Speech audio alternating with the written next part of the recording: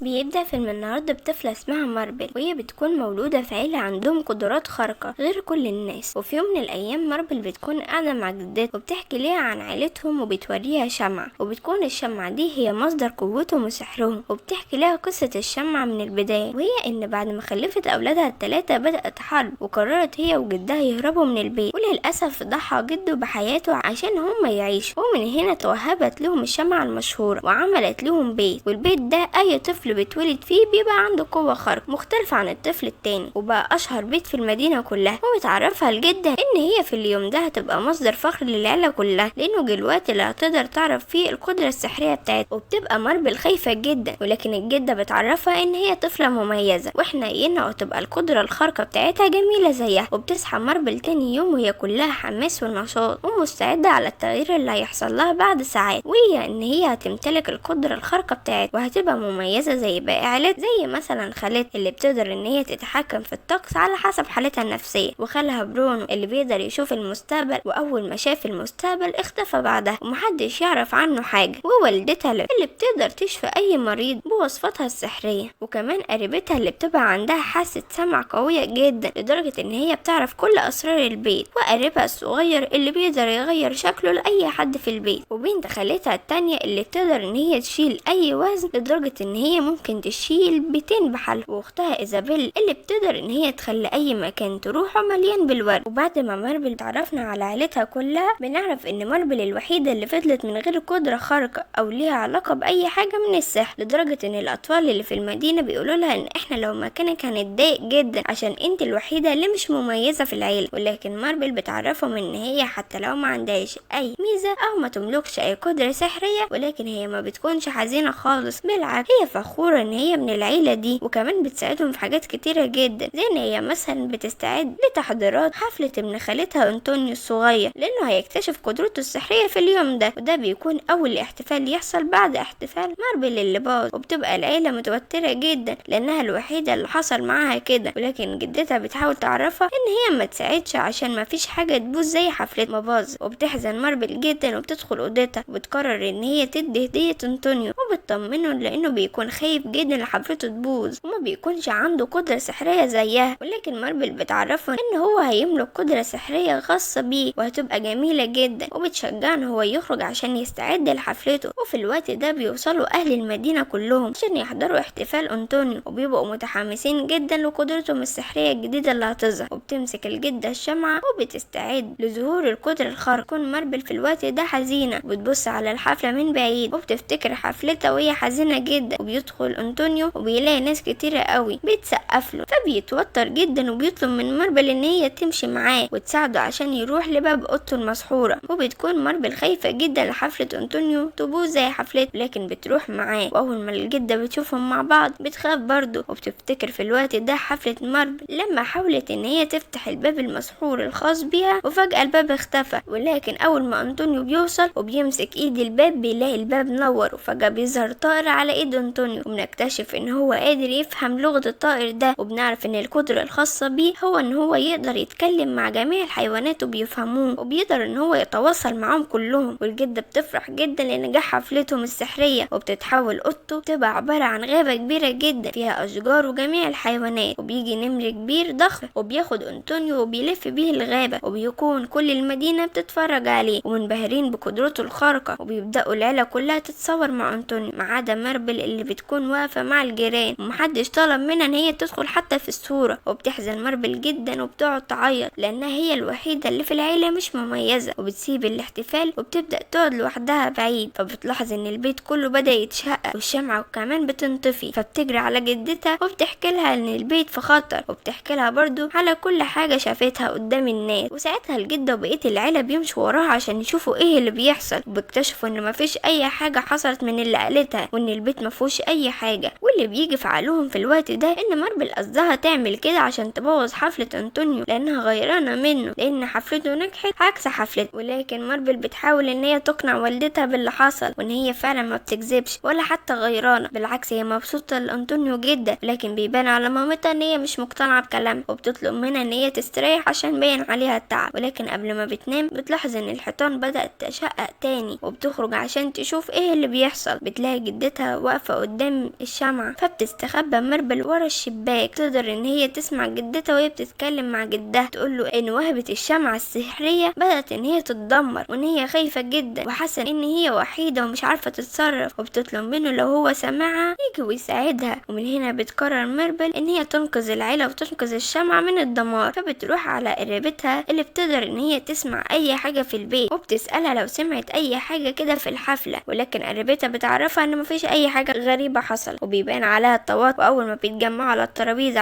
عشان ياكلوا، بتلاحظ ان لويس قريبتها التانية متوترة جدا، فماربل بتسألها اذا كانت تعرف اي حاجة عن الشمعة. ولكن لويس بتتهرب من الكلام وبتمشي بعيد، ولكن بتروح وراها ماربل وبتفضل تنده عليها وبتفضل تسألها اسئلة عن الشمعة. ولكن لويس بترفض ان هي تقول لها على اي معلومة تخص البيت. ولما ماربل بتضغط عليها بتعرفها ان هي عندها شغل كتير ومحتاجة ان هي تخلصه. ولكن بعد ضغط كبير من ماربل بتعرفها ان هي تبحث عن سبب اختفاء برونو بعد ما شاف رؤيا لبيتهم المسحور. فعلا ماربل بترجع البيت وبتدخل برج برونو من ورا اهلها، لانه بيكونوا مانعين اي حد يدخل البرج ده. وبتلاقي ماربل فاتحة بتفصل بين صخرتين جوه البرج، وبتقرر ان هي تنط على الصخرة التانية من خلال حبل قوي، وبتنبهر جدا من الصخور اللي موجودة في البرج ده. وبتلاقي الطيور خايفة من المكان، فبتدخل ماربل اوضة كده جوه كهف، وبتلاقي الارضية بتاعت الاوضة دي بتنور وفيها ازاز مكسور لونه اخضر، وبتبدأ تاخد الازاز ده وتحط كل قطعة جنب بعض عشان تقدر تعرف ايه ده. ولكن قبل ما تكمل بتلاقي كل الحيطان اللي حواليها بتشقق وبتتدمر وبتنزل رمل كتير جدا، فبتاخد ماربل الازاز كله وبتهرب من المكان بسرعة. واول ما بتخرج بتخبط في جدتها، ولكن بتقدر ان هي تخليها ما تكشفهاش. واول ما بتدخل اوضتها بتدخل عليها بيبة. تبدأ ماربل تسأل عن خالها برونو وعن الرؤيا اللي شافها عن البيت، فبتتوتر بيبة جدا وبتبقى بيها رافضة ان هي تتكلم عن الموضوع. ولكن اول ما والد ماربل بيدخل عليها بيقدر ان هو يشوف قطع من الازاز المنورة بعد ما جمعته على بعض. تبدأ تحكي ليه على اللي شافته في برج برونو وعلى اللي عملته هناك، ولكن بيكون والدها مندهش جدا وساكت ومركز مع الازاز، بينبه عليها ان هي ما تجيبش سيرة لاي حد في البيت. ولكن الباب بيتفتح وبتطلع ان قريبتها اللي قادرة تسمع كل حاجة سمعت كل حاجة. وهم قاعدين على العشاء وفي ضيافة عريس إيزابيل بتراقب ماربل دولوريس عشان ما تحكيش اي حاجة عن اللي سمعته. ولكن حصل اللي هي كانت خايفة منه والبيت كله بدأ يتشقق، فبتعرفهم دولوريس ان ماربل السبب، لانها راحت عند برج برونو وقدرت ان هي تشوف رؤية البيت. والجدة بتتضايق جدا من الكلام وبتحاول تبين قدام الضيوف ان الشمعة بخير وسحرهم زي ما هو. وبتخرج المعازيم كلهم وبتقفل وراهم الباب. بتظهر فيران كتيرة جدا وبيقدروا ان هم يسرقوا الازاز المنور اللي ماربل جابته من البرج. وساعتها بتجري وراهم ماربل عشان تاخد ازاز الرؤية منهم لحد ما بيوصلوها لنفق ضيق جدا. واول ما بتدخل فيه بتلاقي شخص غريب قدامها وملامحه مش باينة، وبتفضل تجري وراه لحد ما بتقع في حفرة، وبيقدر الشخص ده ان هو ينقذها وبيقع مكانها. وبعدها بتكتشف ماربل ان الشخص ده يبقى هو نفسه برونو، وبتبقى مش مصدقة ان هو موجود في البيت. بيبدأ يحكي لها برونو ان هو ساب البرج بتاعه وعايش هنا في النفق الضلمة ده، وبيعرفها ان هو عمل كده علشان القوة السحرية بتاعته ما كانتش بتفيد عيلتهم كتير، وكان بيبقى حزين جدا. فبيقرر ان هو يسيبهم ويعيش لوحده، لكن مازال بيحبهم جدا ومراقبهم. وبيبدأ يحكي لها برضه عن الرؤية اللي شافها يوم الحفلة بتاعتها وهي صغيرة، لما الجدة طلبت منه ان هو يشوف لها المستقبل لانها كانت قلقانة على السحر بتاعهم جدا في الوقت ده. واول ما برونو شاف الرؤية شاف ان السحر بتاعهم في خطر والبيت كله بيتدمر. وفي اخر الرؤية ظهرت ماربل، ولكن هو في الوقت ده ما قدرش ان هو يفهم الرؤية لانها كانت بتتغير كل شوية، ومستقبل البيت ما كانش واضح. ولكن اللي قدر يفهمه في الوقت ده ان مصير البيت والسحر والشمعة كله مرتبط بماربل. وساعتها ماربل بتترجاه ان هو يخرج معاها ويشوف المستقبل مرة تانية، يمكن يقدروا ينقذوا العيلة وينقذوا السحر بتاعهم. وهي خايفة متوترة جدا وبيحاولوا يوصلوا لحل. وبيكون انطونيو دخل عليهم وسمع كل كلامهم، لان بتكون الحيوانات سامعة كل حاجة وهي اللي بتعرفوا الاخبار. وفي نفس الوقت بتكون الجدة بتؤمر والد ووالدة ماربل ان هم يدوروا عليها بسرعة لان البيت بيتدمر بسببها وفي خطر كمان. ومن الناحية التانية بتكون ماربل مع برونو وبتحاول تقنعه ان هو ما يلومش نفسه على حاجة، وان هو مش سبب الاحداث اللي بتحصل دي حتى لو العيلة اقنعوه بكده، وانه لازم يساعدها في انقاذ الشمعة بتاعة البيت. فبيقتنع برونو بكلامها وبيرجع البرج وبيحاولوا الاتنين ان هم يساعدوا العيلة، وبيبدأوا يشوفوا الرؤية من تاني. وبتلاقي ماربل نفسها في الرؤية والبيت كله بينهار حواليها. وبعدها بتلاقي فراشة طايرة قدامها ورايحة عند الشمعة. فجأة بتظهر اختها اختها ايزابيل، وبتتضايق جدا ماربل لانها ظهرت معاها في الرؤية، ولانها دايما متخيلة ان اختها دي ما بتحبهاش. ولكن برونو بيعرفها ان اختها مش مهمة دلوقتي، والمهم هي لان الرؤية معتمدة عليها، وبيفكرها ان هي هتبقى السبب في انقاذ الشمعة السحرية. وبيطلب برونو من ماربل ان هي بعد ما تنقذ الشمعة السحرية تيجي وتزوره في النفق بتاعه. وبيرجع برونو لمكانه، وبتخرج ماربل من البرج وبتروح على اوضة اختها ايزابيل عشان تحضنها قدام الشمعة والرؤية تتحقق وينقذوا البيت. ولكن ايزابيل بترفض وبتعرفها ان هي سبب في دمار خطوبتها والبيت كمان وبسبب افعالها، وبتطردها من الاوضة. لكن ماربل بتتضايق منها جدا وتقولها ان هي انانية، فبتتعصب عليها ايزابيل وبتقولها ان هي طول عمرها بتحاول ان هي تبقى مثالية لدرجة ان هي هتتجوز واحد مش بتحبه عشان خاطر بس العيلة. فبتفهم ماربل في وقتها ان السحر هو السبب في ان هو يبوظ خطوبة ايزابيل اللي كانت هتبوظ حياتها لو اتجوزت الشخص ده. وبتدخل عليهم جدتها، وبتبقى لسه ماربل تحكي لها على اللي حصل، وان هي هتقدر ان هي تنقذ الشمعة وتنقذ البيت كله. ولكن الجدة بتقطعها في الكلام وبتعرفها ان كل المصايب اللي بتحصل في البيت ده بتحصل بسببها، وان الشقوق بدأت تظهر في البيت من اول ما عملوا الحفلة بتاعتها. مش بس كده، وبرونو اختفى، وكمان الشمعة بتموت كل يوم عن اليوم اللي قبله، وايزابيل اللي بقت خارجة عن السيطرة. وبتعرفها الجدة كمان ان هي مش معنى ان هي ما عندهاش موهبة او قوة خارقة ان هي تيزي بقية العيلة بالمنظر ده. ولكن ماربل بتدافع عن نفسها وعن برونو وعن ايزابيل، وبتعرفها ان هي بتضغط عليهم كلهم وعايزاهم يبقوا مثاليين، وده صعب لان مفيش حد مثالي. وبتعرفها برضو ان برونو ساب العيلة لانها شافت فيه الجزء السيء، بس ما شافتش فيه حبه للعيلة وان هو بيعمل ايه علشان يقدر يساعدهم، وان المعجزة بتاعت الشمعة بتتدمر بسببها هي مش بسببهم هم. وبعد كلامها بيبدأ البيت كله يتشقق. في الوقت ده تجري ماربل على الشمعة، وباقي العيلة بيجروا بره قبل ما البيت يتهدى عليهم. وماربل بتحاول ان هي تاخد الشمعة قبل ما تنطفي تماما، ولكن البيت في الوقت ده بيتدمر بالكامل. وبتقعد ماربل حزينة جدا حوالين الحيطان وهي باصة للشمعة اللي انطفت، وبتقرر ان هي تسيب المكان وتمشي. وبيدوروا عليها كل فرد في العيلة لانها بتكون اختفت ومحدش عارف هي فين. وفي الوقت ده بتكون ماربل قاعدة عند النهر وبتعيط لوحدها، وبتدخل عليها جدتها بعد ما عرفت مكانها، وبتفتكر ذكرياتها مع جوزها وهم صغيرين، وبدأت تحكي لها ان النهر ده هو اللي قدم لهم الشمعة المسحورة، الشمعة اللي قدرت ان هي تبني لهم البيت المسحور ده وخلت كل واحد عنده قدرة سحرية. من بعدها اهتمت بالشمعة وخافت عليها جدا وعلى فقدانها زي ما فقدت جوزها. وبتفهم ماربل ساعتها ان جدتها كانت بتعاني كتير في حياتها، وبتتفهم سبب خوفها على السحر وعلى الشمعة، وبتحضن جدتها وبتعتذر ليها على كلامها. وبتظهر حواليهم فراشات كتيرة جدا، وبيظهر برونو وبتجري عليه الجدة وبتحضنه، وهو بيستغرب برونو من التغيير اللي حصل للجدة. والجدة بتاخد ماربل وبرونو وبترجعهم البيت من تاني، وبتعرفهم ماربل انهم هيساعدوا بعض وهيحطوا ايديهم في ايد بعض عشان يقدروا يبنوا البيت من اول وجديد. وبيظهر سكان القرية وبيقدموا لهم المساعدة، وكل واحد بيتبرع بحاجة علشان يقدروا يبنوا البيت. وبعد ما بيخلصوا من عمل البيت كله بتحاول ماربل ان هي تفتحه. بتحصل هنا المعجزة ان هو بيتجدد فيه السحر من اول تاني، وبتحول من بيت عادي لبيت مسحور. ومش بس كده، وبيرجع لكل فرد من البيت قوته السحرية، وبيرجع برونو يعيش معاهم من تاني بعد ما كل واحد من العيلة عرف قيمة العيلة كويس وعرف قيمة كل فرد فيها، وان السحر الحقيقي هو تماسكهم ببعض وحبهم لبعض. وبينتهي فيلمنا على كده. ما تنسوش اللايك وسبسكرايب او تشتركوا في القناة علشان توصلك كل الملخصات الجاية زي ما احنا متعودين، كل 4 ملخص كرتون مختلف. كانت معاكم روما من قناة افلام روما. باي.